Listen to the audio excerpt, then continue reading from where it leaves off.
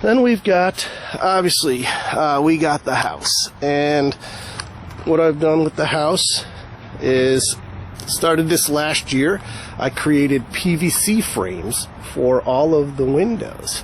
So you can see I've got the lights wrapped around a PVC frame, and I put little hooks at the top of the windows, and eye hooks into the PVC corners, and I bolt them down. And then on the bottom here I've got some other hooks into the wall, obviously where it's wood, not just siding. And I've got some wire there just wrapped around so it holds it firmly against. And then we're able to actually connect it. Obviously, like most illuminators, Christmas illuminators, we create our own extension cords. So for the most part, have my own extension cords. So when you see the windows lit up or the side of the house, you don't see lights strung. You just see that window lit up. And the same thing with the windows up top. Did the same thing, got PVC frames, and created also wreaths for each one. And I've got those secured. You can see they're tied to the PVC with some thin wire, and they've got the cords strung to them, so you won't see anything lit but the wreaths. And then we have the, obviously, lights going up the side of the house and across the gutters, all like that. And so, and we go all the way up. We've done for the last 3 years, going all the way up to the top with a wreath. Got my buddy Dave, who has a 40-foot ladder. Very scary to get up on. I don't get up on that, but he does that kind of work. So I hold it for securely for him, and he gets up. We're able to do these 2 peaks. My 24-foot extension ladder will only reach as far as the gutter, so I'm able to do everything, and I have everything ready. He comes on over, and we get this stuff. We get that wreath hooked up, and he helps me out. And obviously, we gotta do the reverse come January, so we'll take it down when it's time. So you can see here, we've got more lit up. Obviously, I've got some hooks going around here. I do a little something that's a little, people laugh at me, but it actually holds and it does well, is I actually have some old hooks up, but I don't want to put anything new into the siding. I actually use masking tape to hold some of these along the sides of the house, and you can see the masking tape in various places, and it's totally, when you're looking at it from a distance, you don't see it at all, and it easily comes off, but it holds nice. It will hold through the wind and everything else. So yes, do it a little strange, but it's just one of those things I found throughout the years. You can see we put some ornaments up on the roof this year, and I'll go up there in a few moments and show you a little bit about how we did that. It was very interesting how we did that. I also hung some so you can see our antenna going, some bulbs here. I just took a wire, went over to the side with a little hook into the side of the house, took some wire, went across, and then hung ornaments accordingly at various different points along the way. So this star created last year, got a frame, and obviously we put this together. It took a long time to string. It's red, white, and blue. Also have used it during our, we did an Independence Day display this year. So we've got some displays that are red, white, and blue, or blue and white, and I'll pull out and do an Independence Day display too. So this is a great looking star. Hard to see sometimes the videos at nighttime because there's so many lights on it, it just creates one big blur.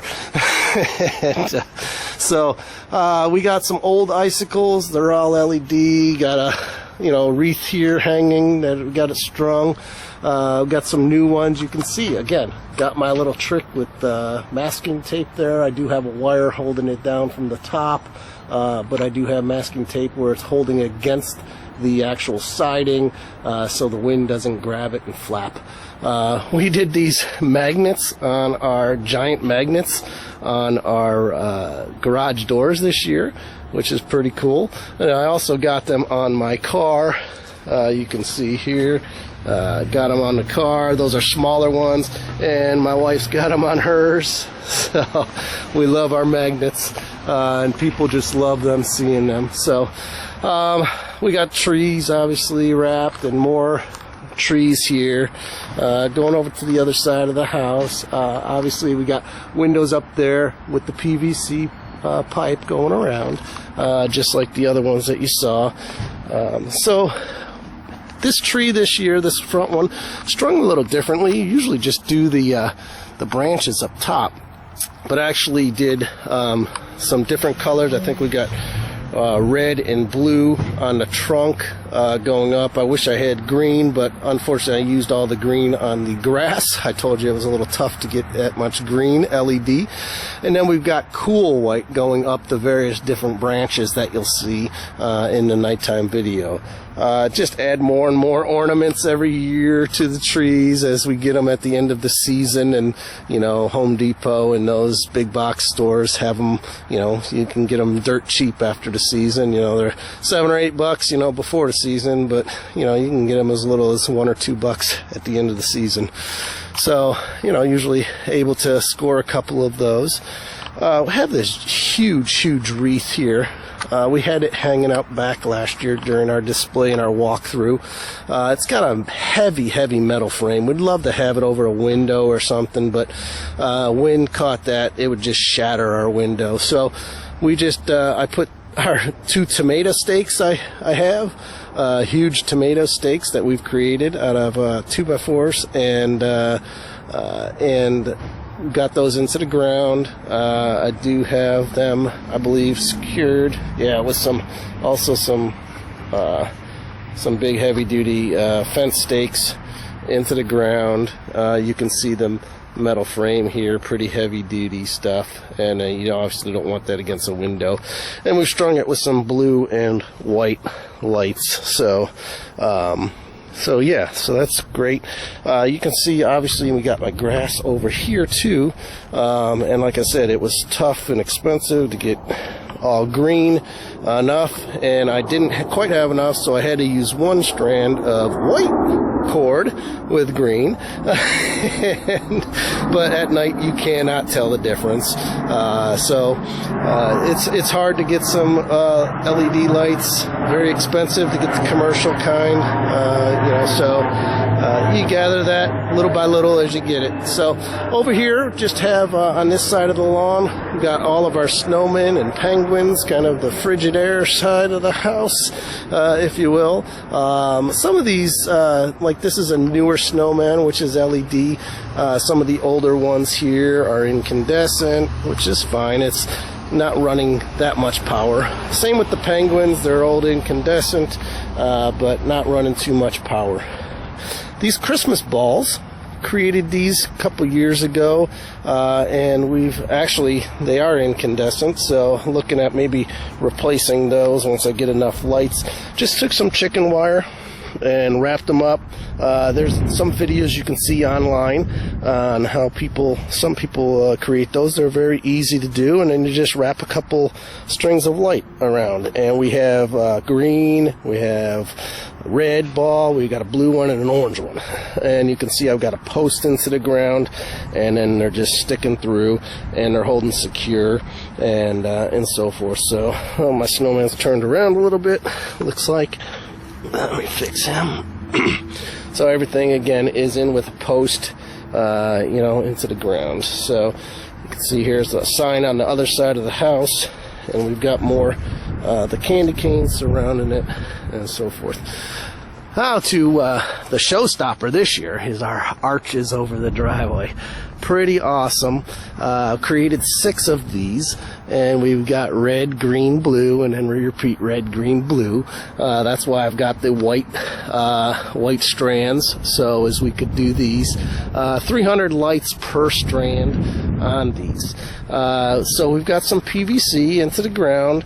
I had the arches that actually started right here and went to the other side in the same spot that we had the walkway last year. And so we had a walkway. I added the strands, obviously, to add to go over the garage this year, or over the driveway. And then we've got a piece of rebar into the ground. Hopefully you can see that. And we got it down, and we got them across. And so we've got 6 of those across. 2 of those where we have cement, I actually did fill a bucket, 2 buckets with some cement. They're about halfway full. I took 1 bag of cement, get half of the bucket, and then I put some sand in the top of the rest just to hold for the wind. So they seem to be holding up just fine. We did have an issue when we did have the snow last week, because the snow was actually turned into a rain and ice, and we looked out the window, and some of these arches were starting to sag. Looks like some of the rain was coming on it and the ice was sagging it. I came out here with a heat gun in the freezing rain and was going back and forth on all these poles trying to melt the ice and keep it going. I had to do that twice throughout the night to keep them alive, and we were able to save them. And so it worked out really well. So what do we do also? Obviously, this is quite a big span. So we thought about, doing a post across the top and securing them all. But also, I had this idea to do this cable, and we did these cables. And what we did was I took a ferrule at the end of each one and a swaging tool, and we crimped the cable at the end. So I created a hole. Yeah, let me see if I can get this video here. Created, where is it?